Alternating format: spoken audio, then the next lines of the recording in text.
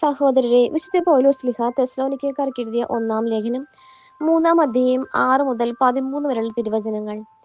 എന്നാൽ തിമോത്തിയോസ് നിങ്ങളുടെ വിശ്വാസത്തെയും സ്നേഹത്തെയും സംബന്ധിക്കുന്ന സദ്വാർത്തയുമായി ഞങ്ങളുടെ അടുത്ത് മടങ്ങിയെത്തി. നിങ്ങൾ ഞങ്ങളെ സ്നേഹപൂർവ്വം സദാ സ്മരിക്കുന്നെന്നും ഞങ്ങൾ നിങ്ങളെ കാണാൻ ആഗ്രഹിക്കുന്ന പോലെ തന്നെ നിങ്ങൾക്കും ഞങ്ങളെ കാണാൻ ആഗ്രഹമുണ്ടെന്നും അവൻ അറിയിച്ചു. ഇക്കാരണത്താൽ സഹോദരരെ, എല്ലാ സങ്കടങ്ങളിലും കഷ്ടതകളിലും നിങ്ങളുടെ വിശ്വാസം ഞങ്ങൾക്ക് ആശ്വാസം തരുന്നു. ഇപ്പോൾ ഞങ്ങൾ ജീവിക്കുന്നെങ്കിൽ അത് നിങ്ങൾ കർത്താവിൽ ഉറച്ചു നിൽക്കുന്നത് കൊണ്ടാണ്. ദൈവസന്നിധിയിൽ നിങ്ങൾ മൂലം ഞങ്ങൾ അനുഭവിക്കുന്ന ആനന്ദത്തിന് നിങ്ങളുടെ പേരിൽ ദൈവത്തിന് എങ്ങനെ നന്ദി പ്രകാശിപ്പിക്കും.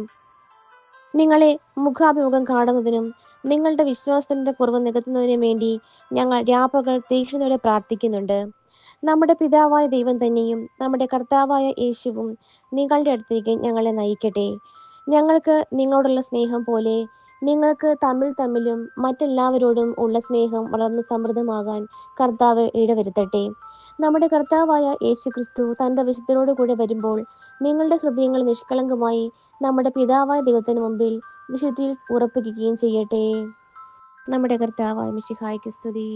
സഹോദരരെ, വിശുദ്ധ മർക്കോസ് എഴുതിയ സുവിശേഷം 1-ാം അധ്യായം 40 മുതൽ 45 വരെയുള്ള തിരുവചനങ്ങൾ.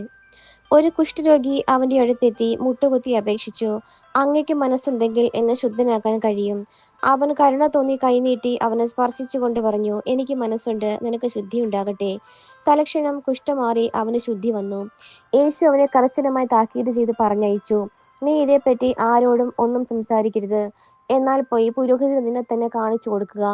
മോശയുടെ കൽപ്പനയനുസരിച്ച് ജനങ്ങൾക്ക് സാക്ഷ്യത്തിനായി ശുദ്ധീകരണ കാഴ്ചകൾ സമർപ്പിക്കുകയും ചെയ്യുക. എന്നാൽ അവൻ പുറത്തു ചെന്ന് വളരെ കാര്യങ്ങൾ പ്രഘോഷിക്കാനും ഇത് പ്രസിദ്ധമാക്കാനും തുടങ്ങി. തന്മൂലം പിന്നീട് പട്ടണത്തിൽ പരസ്യമായി പ്രവേശിക്കാൻ യേശുവിന് സാധിച്ചില്ല. അവൻ പുറത്ത് ജനപ്രദേശങ്ങളിൽ തങ്ങി. ജനങ്ങളാകട്ടെ എല്ലായിടങ്ങളിൽ നിന്ന് അവന്റെ അടുത്ത് വന്നുകൊണ്ടിരുന്നു.